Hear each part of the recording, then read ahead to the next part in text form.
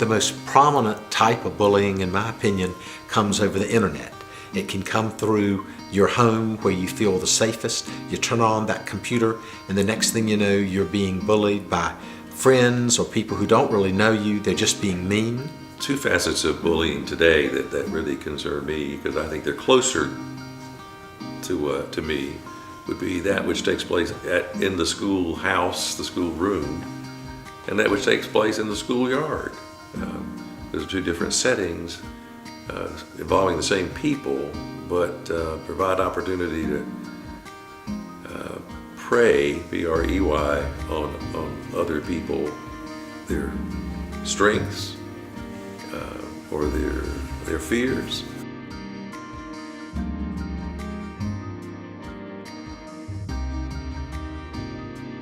It hits you to the core. It makes you feel less than. Nowadays, if you're not liked as a student or as an adult, adults get bullied too. It turns out that people will feel like they're worthless. They'll stay at their homes. They won't eat properly. They won't do their homework. If they're in school, they won't do school activities. Often putting down people. They're good at something, or they did well on a test, so we make them pay to make ourselves feel good. I think that's the origin of a lot of it. It happens at home. It might be family members, it might be the neighbors, but there's no place that's safe anymore. Would you believe girls are the biggest bulliers? They're bullied and they bully. Wilson 360 exists because there's a need to catch those kids who may want to do the right thing, but are not getting the support that they need. We need a net to catch those kids, to enable them to feel that someone is around to help them to succeed in life. Many of these kids, they come from homes wherein, because of their economic conditions, they do not have the support that they need, or some of them may be single parent families, but still they want to do the right thing. They have dreams, they have ambitions that they want to fulfill in life. So Wilson 360 exists to help middle school children, that's in grades 6 to 8, to obtain their dream. We help them to realize that they are worth. Many of them have been bullied, and because they are different in the fact that they want to be someone, they want to do the right thing, they want to learn, they want to obey the law. And those forces are out there that are gang related that would try to get them off of their path, want them to join gangs or do drugs and do things of that nature. But Wilson 360 exists to help them to see the better life and help them to attain their goals and objectives in life. We look at ways we can help them, whether it's tutoring them or giving them role models or giving them the counseling and being there in the sense of having their back when they are needed to reach their attainment. We pick middle school because that is when the kids are mostly at risk, and most of the problems that they have will exist in grades 6 to 8. And by the time they get to the 9th grade in high school, there's a whole new frontier, and so therefore that's where most of the bullying is in full force. Everything about Wilson 360 is free. We have leadership program, we have counseling, and we do not want to put a burden on the parents. So everything that we do is at no cost for them. We have a 2 weeks program that we hope to have dealing with leadership building and self-esteem that should take place at Fort Bragg for 2 weeks. It is our goal to take 10 to 20 of these young folks down there at no cost to their parents and to help them. And when they have a problem during the week, after school is out, we're not trying to interfere with the school system. We're there to be an auxiliary for the school system. So we realize that the school the day ends at 3 o'clock. So therefore, 360 is there to pick up the slack after 3 o'clock when the parents, when they have a need to know what resources or all the information that is available that will assist their children. And we are there to step in and help these parents. We're on call.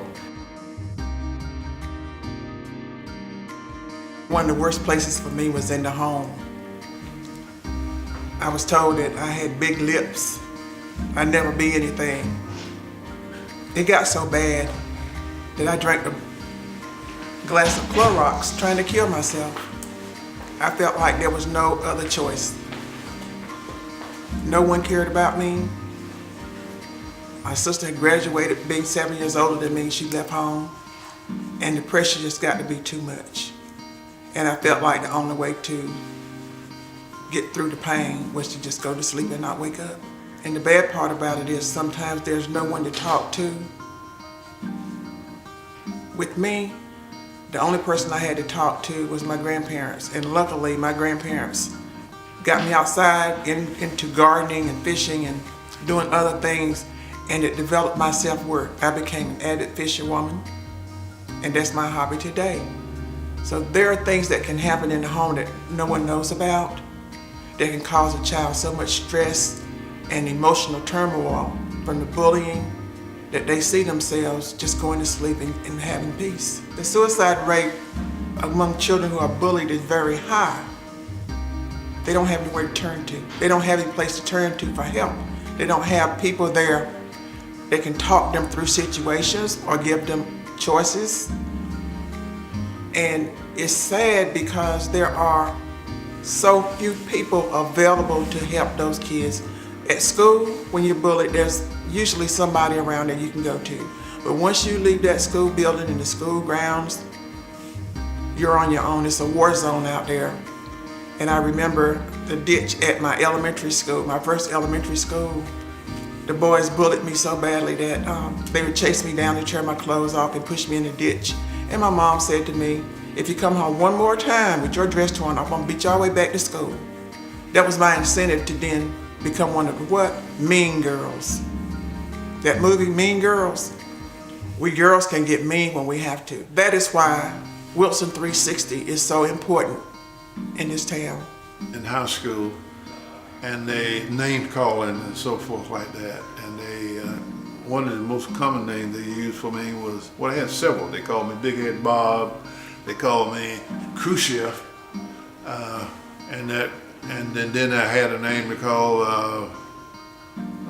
I had several other names to call, but they would pick at me, and because I got something wrong on an exam or some things of that nature, they make call these stoop for stupid things of that nature. But the thing that kept me base in terms of my confidence, even though there was a bad moment when I went through that, was being a member of my church, St. Mark's Episcopal Church, and the church family, my faith in God, that kept me grounded. And so therefore, those things they said, even though it had an effect on me for the moment, but after I left that situation, I was grounded because of my faith in God, and I had my relationship with the church that I was in. In fact, the church I used to go to in the evening, sit there in the evening and be by myself, being the janitor of the church. I had a key to the church so I can go there when I got ready and sit there. I might be there 1 or 2 o'clock in the morning, just sitting there by myself, and I got through that. And so that's reading the things I do for 360, faith-based, because having the faith is what helped me get through.